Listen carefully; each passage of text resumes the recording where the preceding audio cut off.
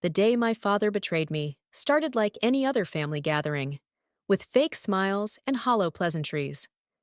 I stood in our family's grand living room, watching my stepmother Meredith arrange fresh-cut roses in an antique vase, while my father paced near his mahogany desk, checking his watch every few minutes. My name is Jessica, and I'd spent the last 3 years working alongside my father at his company, learning every aspect of the business he'd promised would one day be mine.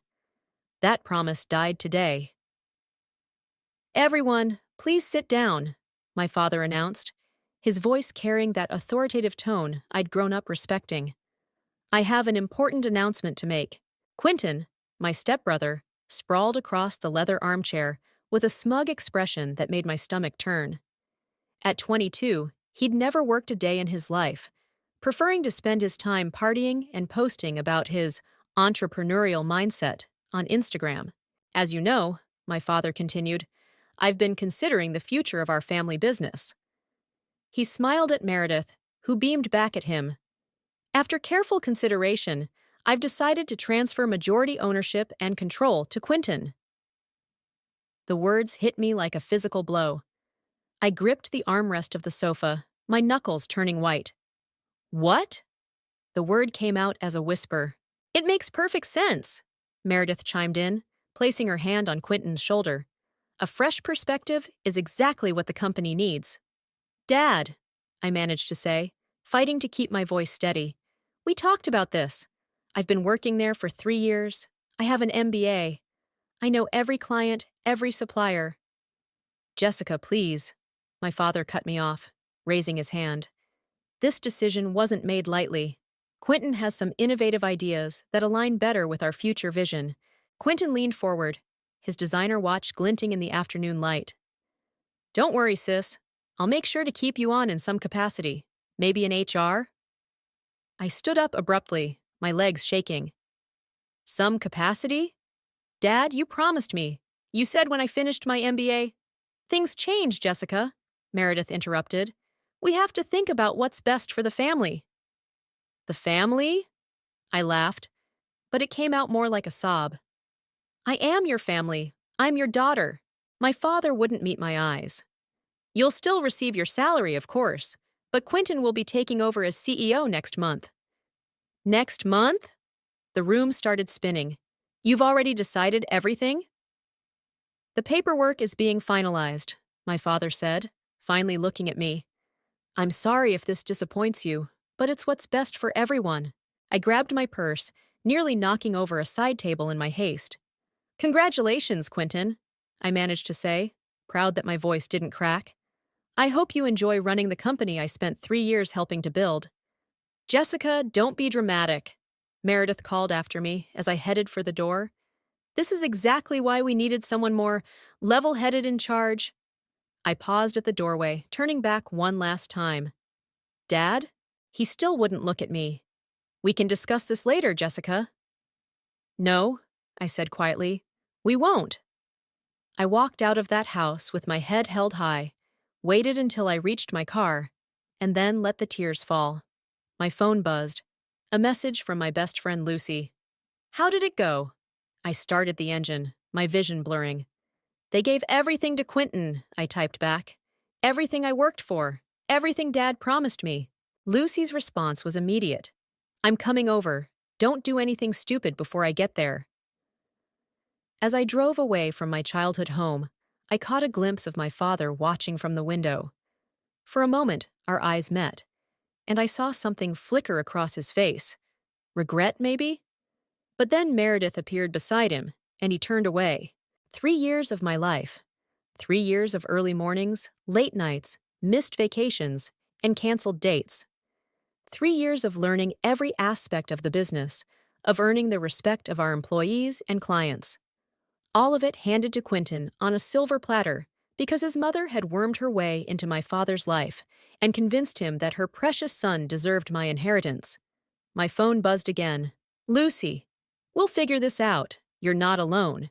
I took a deep breath, wiping away the last of my tears. Lucy was right. This wasn't over.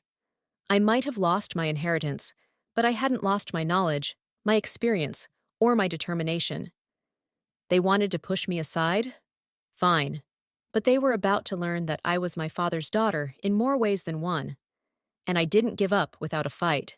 3 days after my world imploded, I sat in Virgil's law office, surrounded by towering bookshelves and the smell of old leather.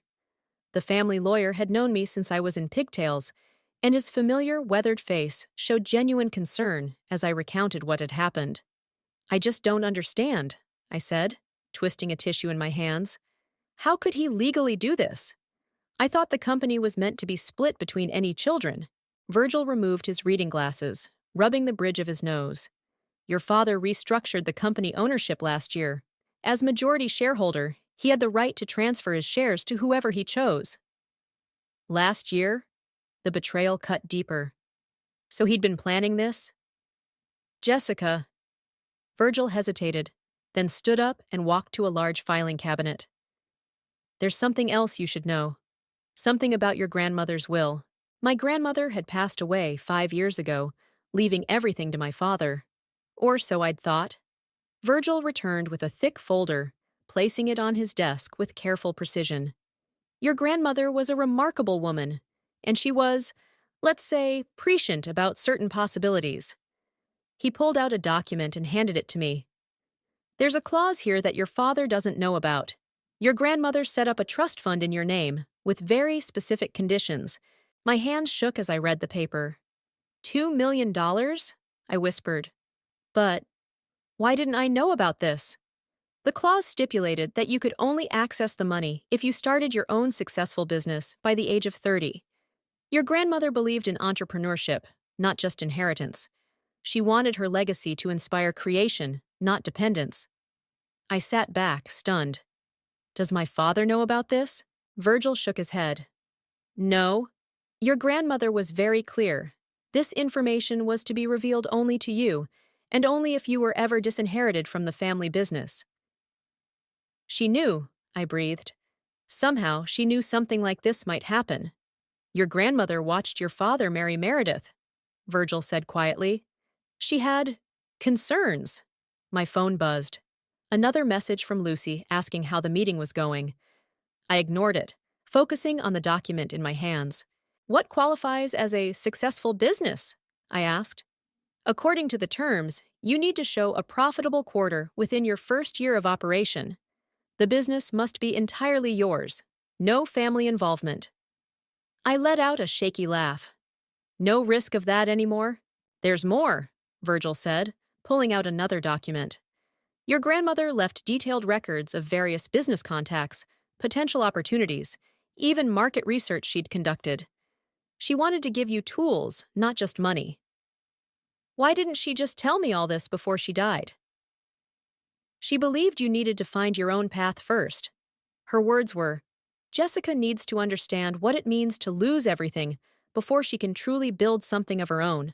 I stood up and walked to the window, watching traffic flow below. $2 million, I repeated. That's enough to start something real. It is, Virgil agreed. But Jessica, this won't be easy. Starting a business never is, trust fund or not. I turned back to him, feeling something I hadn't felt in days. Hope. Nothing worth doing ever is, right? There's one more thing, Virgil said, his expression serious. If you accept this challenge, you can't tell anyone about the trust fund. Not your father, not Meredith, not even Lucy. The money must appear to come from your own savings and investors. Your grandmother was adamant about this. Why? She wanted your success to be yours alone. No one could claim they helped you or that you had an unfair advantage. I nodded slowly, a plan already forming in my mind. Can I take these documents to review? Of course. Virgil gathered them into a folder. Jessica, your grandmother believed in you. She saw something in you that reminded her of herself. As I stood to leave, Virgil called after me. One last thing. Meredith called yesterday, asking if you'd been here. She seemed concerned about any potential legal action. I smiled, thinking of my stepmother's worried face. Let her worry. I've got better things to focus on now. Walking out of the office building, I finally replied to Lucy's messages. Meet me for coffee. I've got an idea. My grandmother had given me more than money. She'd given me a chance to prove myself, to build something of my own. And unlike the inheritance my father had promised, this was something no one could take away from me. I looked up at the sky, silently thanking my grandmother for her foresight. She'd known I might need an escape route, and she'd provided one, but only if I was willing to work for it. Challenge accepted, Grandma. An eco-friendly business? Lucy stirred her latte, raising an eyebrow. That's quite a pivot from corporate finance. We sat in our favorite coffee shop, laptops open, surrounded by the buzz of afternoon customers. I'd spent the last hour outlining my ideas, careful to avoid mentioning the trust fund. Think about it, I said, turning my laptop to show her my research. The market for sustainable products is exploding. People want to feel good about their purchases, but they don't want to sacrifice quality or convenience. Lucy leaned forward, scanning the screen. And you're thinking, what exactly? Salt biodegradable packaging solutions for businesses. Everything from takeout containers to shipping materials. I pulled up another tab. Did you know most companies want to go green but can't find reliable suppliers? The few that exist charge astronomical prices. And you think you can do better? I know I can. I opened my spreadsheet. I've already found 3 potential manufacturers who can produce at scale. If we can streamline the supply chain and build direct relationships with businesses, we could revolutionize the industry. Lucy's phone buzzed. She glanced at it and frowned. Heads up. Quentin's been asking around about you. Apparently, Meredith's worried you're planning some kind of legal action. Let them worry, I said, thinking of the folder from Virgil sitting safely in my apartment. I've got bigger plans. Speaking of plans, Lucy said, lowering her voice, how are you going to fund this? Starting a business isn't cheap, and you just lost your job. I'd prepared for this question. I've got savings, and I'm planning to approach investors. My experience at Dad's company gives me credibility. Jess, Lucy hesitated. Are you sure you're not just doing this to prove something to your father? I'm doing this for me, I replied firmly. Dad made his choice. Now I'm making mine. The coffee shop door chimed, and I froze as Quentin walked in, wearing his usual designer outfit that screamed, "Trust fund, baby." He spotted us and sauntered over, pulling up a chair without asking. Well, well, he smirked. Planning your next career move? I heard HR is hiring. I closed my laptop slowly. Actually, I'm starting my own company. His laugh was sharp. You? A company? With what money? That's none of your business, Lucy cut in, her tone icy. Look, sis. Quentin leaned forward, his voice dripping with fake concern. Why don't you come back to the company? I could use someone with your administrative skills. I appreciate the offer, I said, keeping my voice steady. But I'll pass. Some of us prefer to build something of our own, rather than having it handed to us. His smile faltered. Dad's worried about you, you know. He thinks you're not thinking clearly. Dad lost the right to worry about me when he gave you everything he promised me. I started packing up my things. Tell him I'm fine, better than fine, actually.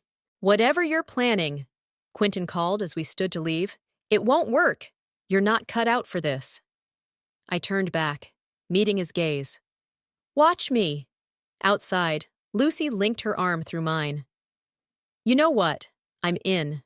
Whatever you need, market research, networking, anything. Let's show them what you can do. I hugged her, grateful for her support. First step, we need to find office space. Something professional, but not too expensive.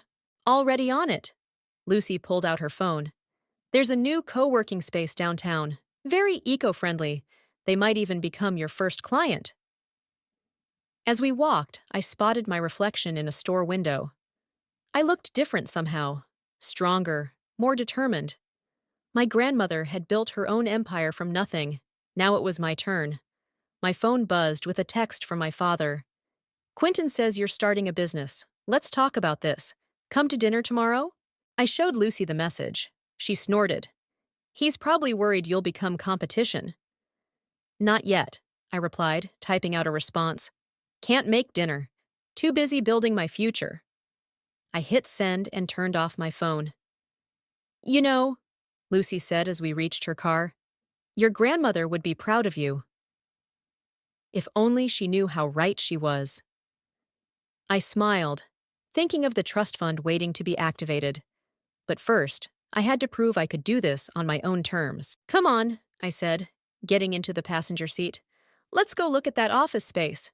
I've got some ideas for the pitch deck we need to create. As we drove away, I caught sight of Quentin watching us from the coffee shop window. Let him watch. Let them all watch. They thought they'd knocked me down, but they'd actually set me free. And I was going to soar. Your samples look impressive. Sarah, the restaurant chain executive, turned the biodegradable container in her hands. But how can you guarantee consistent supply? We've been burned before by startups that couldn't deliver. I sat in her sleek downtown office, 3 months into building my company, GreenShift Solutions. The meeting was my biggest pitch yet, a potential contract that could make or break us. We've already secured partnerships with 3 manufacturing facilities, I replied, pulling up the supply chain presentation on my tablet. I can show you our production capacity projections. I've seen the numbers, Sarah interrupted. What I need to know is why I should trust you over established suppliers. I leaned forward. Because unlike them, we're not just selling products. We're offering a complete packaging transition solution, including staff training and waste management consultation.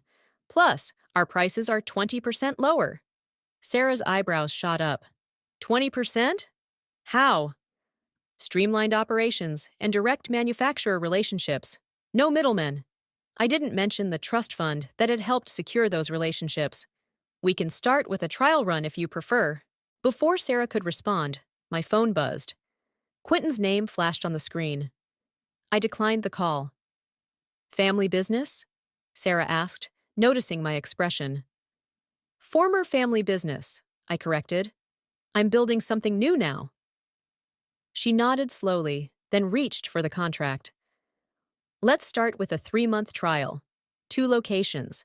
If it works out, we'll discuss expanding to all 30 restaurants. My heart soared, but I kept my expression professional as we shook hands. Outside her office, I finally let myself smile. Our first major client. My phone buzzed again. Quentin had left a voicemail. Against my better judgment, I played it. Hey sis, heard you're making waves in the eco-friendly space. Let's grab coffee. I have a proposition that could benefit us both. I deleted the message and called Lucy instead. We got it, I announced when she picked up. The restaurant chain contract. I knew you would, Lucy cheered. This calls for celebration. Drinks tonight? Can't.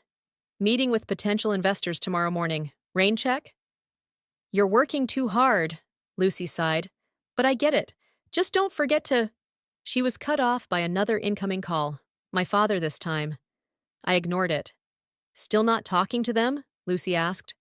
Nothing to say. I reached my car, juggling my phone and briefcase. They made their choice. I'm making mine. Back at our small office in the co-working space, I found Quentin waiting by my desk. He wore his usual smirk, but something about his expression seemed forced. Nice setup. He gestured around the modern space. Very modest. What do you want, Quentin? Can't a brother check on his sister? He perched on my desk. Actually, I have a business proposal. Dad's company is looking to go green. Good PR, you know. We could use your services. I stared at him. You want me to supply packaging to the company you stole from me? Come on, Jess. It's just business. Think about it. Guaranteed contracts, stable income. Dad feels bad about how things turned out. This could be a way to keep you in the family business. I have my own family business now, I replied, setting down my briefcase. And we're doing just fine without your help. Are you? He picked up a prototype container. These startup costs must be killing you. Where'd you get the capital anyway? That's none of your concern. I took the container from his hands. Now, if you'll excuse me, I have work to do. Dad's not going to like this, Quentin called as I walked him to the door. He thinks you're being stubborn. Dad lost the right to an opinion about my choices. I held the door open pointedly. Send my regards to Meredith. After he left, I sank into my chair, hands shaking slightly. They were getting nervous. Good. The restaurant chain contract would be announced next week, and then everyone would know Green Shift Solutions was a serious player. My phone lit up with a text from Sarah. Contract signed and sent to your lawyer. Looking forward to working together. I smiled, thinking of my grandmother. She'd built her empire from nothing, facing much bigger obstacles than I was. The trust fund helped, but the vision, the work, the determination, that was all me. Opening my laptop, I began preparing for tomorrow's investor meeting. Let Quintin run my father's company into the ground. I was building something better, something sustainable, in every sense of the word. The future was green, and I was going to lead the way. Not as my father's daughter or Quintin's stepsister, but as my own person, as my grandmother's granddaughter. The sustainability conference hall buzzed with energy as I finished setting up our Green Shift Solutions booth. 6 months of hard work had led to this moment, our official launch into the broader market. Press badges mingled with corporate name tags in the growing crowd. Hi, everything looks perfect. Lucy adjusted our banner. The prototypes are getting a lot of attention already. A reporter from the Business Weekly approached, notebook in hand. Ms. Jessica, I'd love to get your thoughts on disrupting the sustainable packaging industry. Before I could respond, a familiar voice cut through the crowd. Disrupting? That's a bit ambitious, isn't it? Quintin stood there, wearing a suit that probably cost more than our booth rental. Behind him, my father and Meredith lingered, watching the scene unfold. What are you doing here? I asked, keeping my voice level. Industry event, sis. Open to all players. Quintin picked up one of our display containers. Though calling these revolutionary seems like a stretch, we're launching our own eco-friendly line next quarter, actually. The reporter's pen moved quickly across her notepad. Mr. Quintin, you're saying your company is entering the sustainable packaging market as well? Indeed, he smiled. With our resources and established client base, we'll be able to offer much more competitive pricing than smaller operations. Lucy stepped forward, but I touched her arm. Actually, I said to the reporter, I'd love to discuss our recent contract with National Restaurant Chain. They chose us specifically for our innovative approach and cost-effective solutions. The reporter's eyes widened. National Restaurant Chain? That's a significant account for a new company. We've also secured partnerships with 3 major retail chains. I continued, watching Quintin's smirk fade. Would you like to see our impact projections? Jessica, my father stepped forward, his voice low. Can we talk privately? Sorry, Dad. I'm busy with potential clients. I turned back to the reporter. Shall we discuss those projections? As I walked away with the reporter, I heard Meredith whisper, How did she land those contracts so quickly? The next hour flew by in a whirlwind of interviews and demonstrations. Our booth drew consistent crowds, especially after the Business Weekly tweeted about our national restaurant chain partnership. This is going better than we hoped, Lucy beamed, handling another inquiry. We've got 5 potential clients wanting meetings next week. I spotted Quintin arguing with my father near the entrance, gesturing angrily in my direction. Moments later, he stormed over to our booth. Real cute, he spat. You just had to steal the spotlight, didn't you? Steal? I laughed. Like you stole my inheritance? That company was handed to me fair and square. Exactly. I met his gaze. Nothing in your life was earned, Quintin. That's the difference between us. You think you're so clever. He lowered his voice. But where did you get the startup money, huh? Dad's been asking questions. Something doesn't add up. Sounds like a you problem. I turned to greet another potential client, but Quintin grabbed my arm. Listen, you little... Is there a problem here? A tall man in an expensive suit interrupted. I'm Thomas from Eco Retail Group. We're very interested in your products, Jessica. But if this isn't a good time... Quintin released my arm, forcing a smile. No problem at all. Just a family discussion. Former family, I corrected, extending my hand to Thomas. Shall we discuss your packaging needs? As I led Thomas to our meeting area, I caught sight of my father watching from across the hall. For a moment, our eyes met. He looked older somehow, worried. Meredith whispered something in his ear, and they turned to leave. "Impressive operation you've built," Thomas commented, reviewing our catalog. "Your grandmother would be proud." I froze. "You knew my grandmother?" He smiled. "Margaret was a force of nature. We served on several boards together.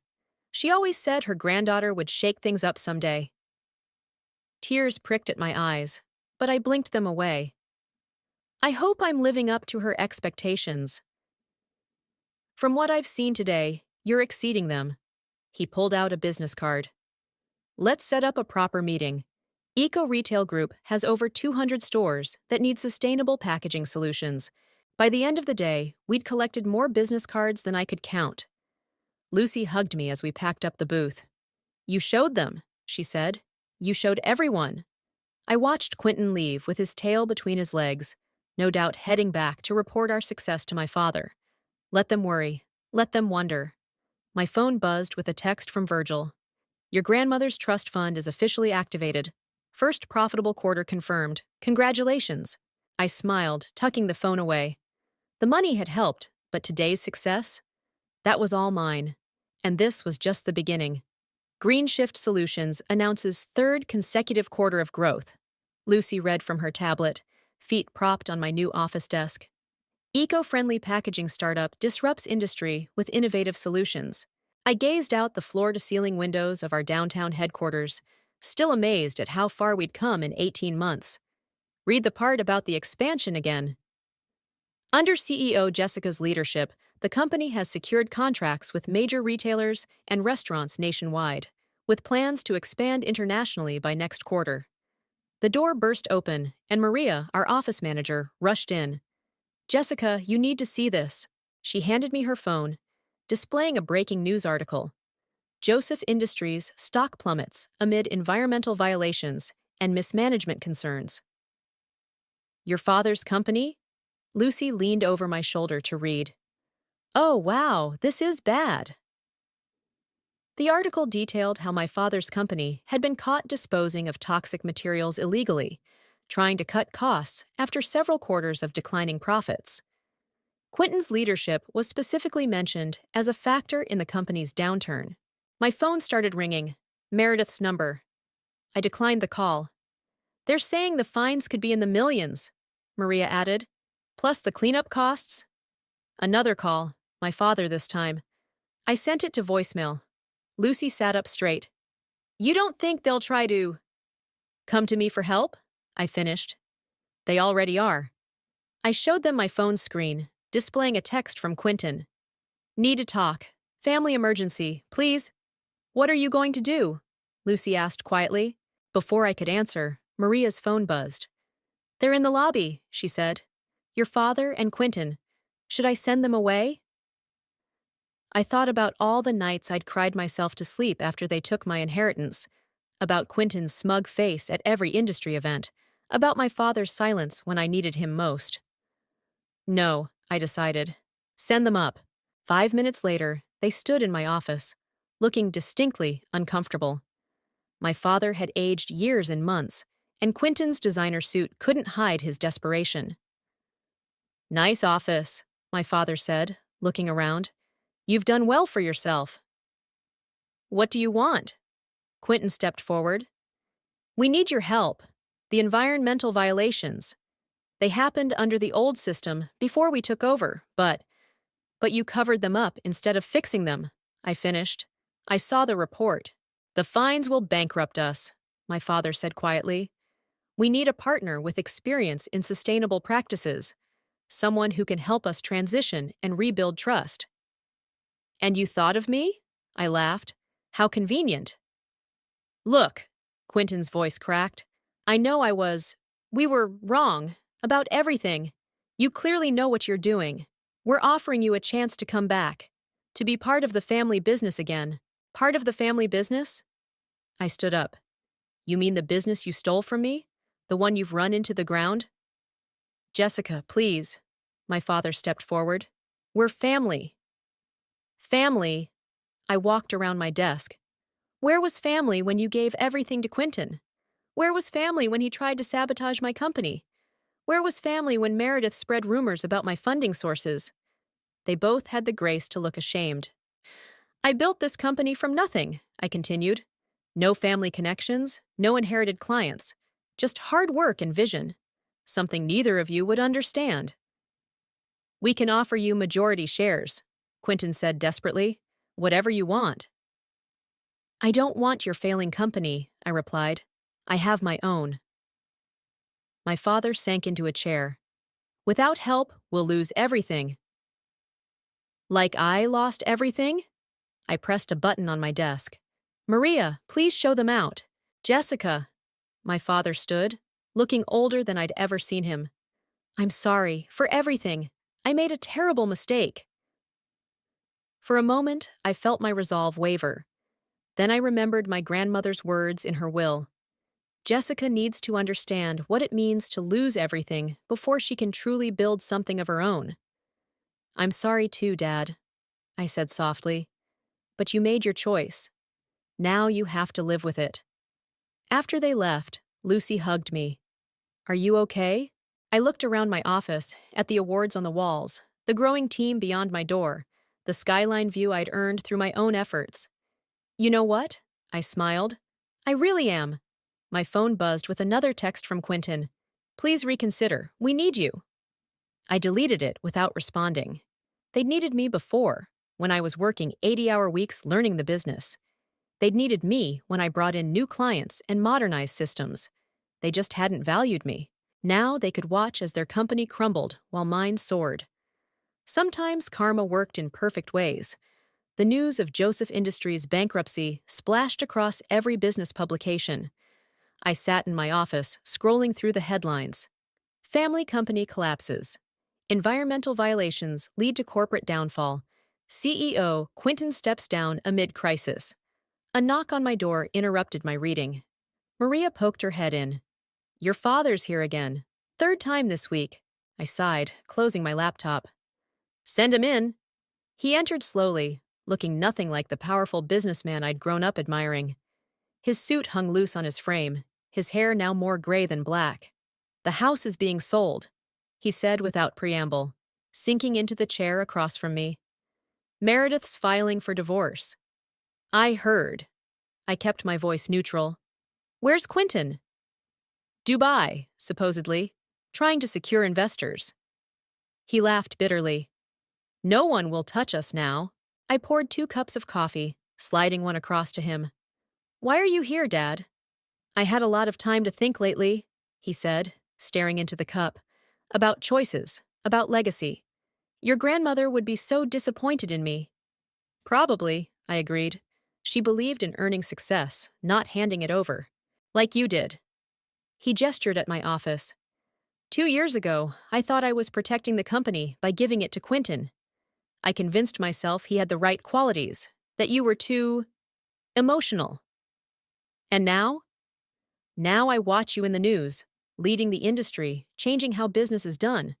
He looked up, eyes glistening. You did everything I always wanted for the company, just without me. I had help, I said, thinking of my grandmother's trust fund. Just not from you. The trust fund? He nodded. Virgil finally told me about it last week. Mother always was 3 steps ahead of everyone. I froze. You know about that? She set it up right after I married Meredith. He smiled sadly. She saw what I couldn't, or wouldn't.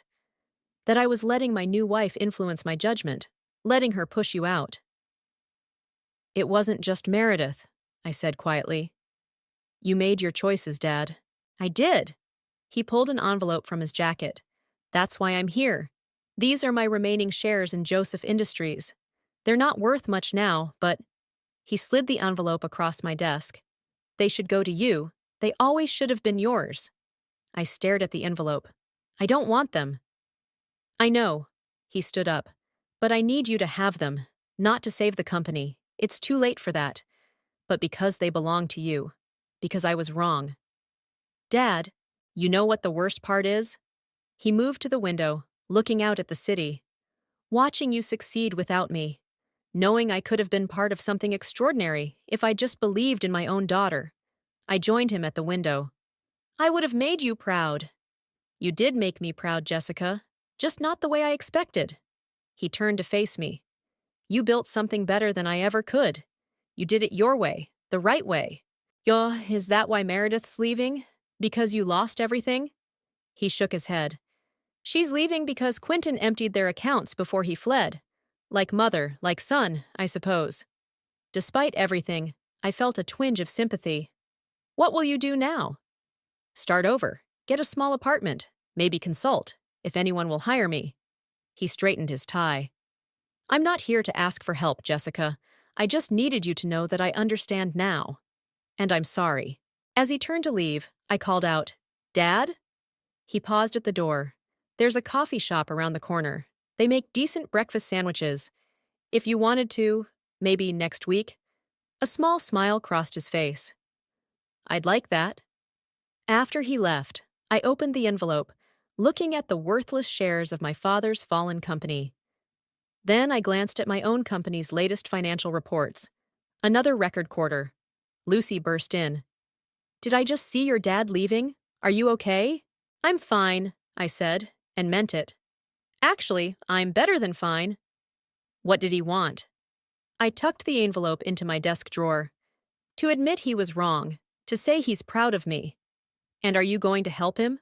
I thought about my grandmother, about legacy, about earning success. No, I said finally, but I might have breakfast with him next week. Lucy smiled. Your grandmother would approve of that. Looking out at my growing empire, I knew she was right. Sometimes karma wasn't about revenge. It was about finding your own path, even when others tried to block it. And sometimes, just sometimes, it was about being strong enough to listen when those who wronged you finally admitted their mistakes. The autumn breeze rustled through the cemetery as I placed fresh flowers on my grandmother's grave. The marble headstone gleamed in the morning sun, her name etched in elegant script. I brought someone to see you, Grandma, I said softly, stepping aside as my father approached. He placed his own bouquet beside mine, his hands trembling slightly. We'd been meeting for breakfast every Wednesday for the past month, slowly rebuilding what we'd lost. Today, he'd asked to come here with me. Hello, Mother, he said, voice thick with emotion. I should have visited sooner. My phone buzzed. Another news alert about Quentin. He'd been arrested in Dubai, trying to use fake documents to access frozen accounts. Meredith had already fled to Europe with whatever she'd managed to salvage from the wreckage of their lives. Did you see the news? Dad asked. I nodded. Karma has a way of catching up. That it does. He straightened up, adjusting his now-worn tie. I have something to tell you. I got a job offer yesterday. Small consulting firm, helping companies transition to sustainable practices. Dad, that's wonderful. They found me through you, actually. Said if I taught you everything you know about business, I must be worth hiring. He smiled wryly. I told them you taught me more than I ever taught you. A familiar voice called from behind us. Jessica, I thought I might find you here. We turned to see Virgil approaching, carrying a folder. Your grandmother left instructions to give you this after certain conditions were met, he said, handing me the folder. You've exceeded all of them. Inside was a letter, written in my grandmother's distinctive handwriting.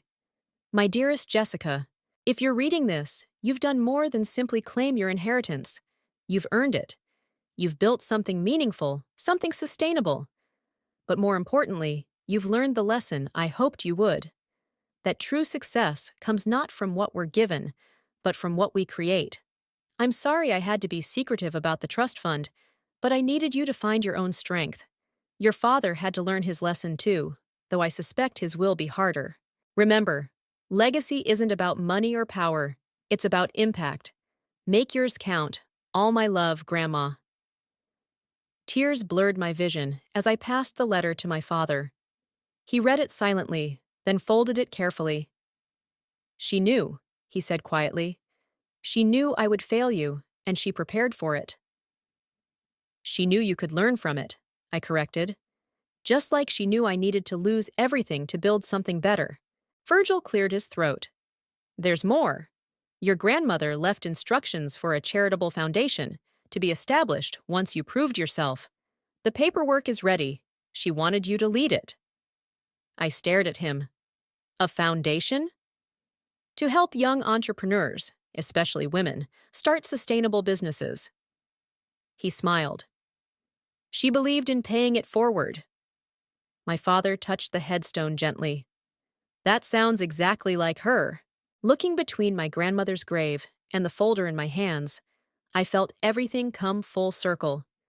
She hadn't just given me an escape route, she'd given me a mission. Dad, I said suddenly, would you like to help? With the foundation? Your experience could be valuable. He looked startled, then deeply moved. You'd trust me with that? Trust is earned, I replied. Just like success. But everyone deserves a chance to rebuild. Virgil handed me a pen. Shall we make it official? As I signed the foundation documents on my grandmother's grave, I felt a profound sense of peace. My father stood beside me, not as the man who had betrayed me, but as someone learning to be better. Somewhere in Europe, Meredith and Quentin were facing the consequences of their actions. And here I was, building something new again, not out of revenge or spite, but out of hope. What would you name it? My father asked. I looked at my grandmother's name on the headstone, remembering her strength, her foresight, her belief in earning one's way. The Legacy Foundation, I decided, because true legacy isn't what we inherit, it's what we build. The autumn wind picked up, scattering leaves around us. In that moment, I could almost feel my grandmother's approval. She'd known all along that losing my inheritance would lead me to something greater. Not just success, but understanding. Not just wealth, but wisdom. And as I stood there between my father and my grandmother's grave, holding the future of a new foundation in my hands, I realized that sometimes the best revenge isn't revenge at all. It's living well, building better, and helping others do the same. That was the real inheritance my grandmother had left me, and I intended to make it count.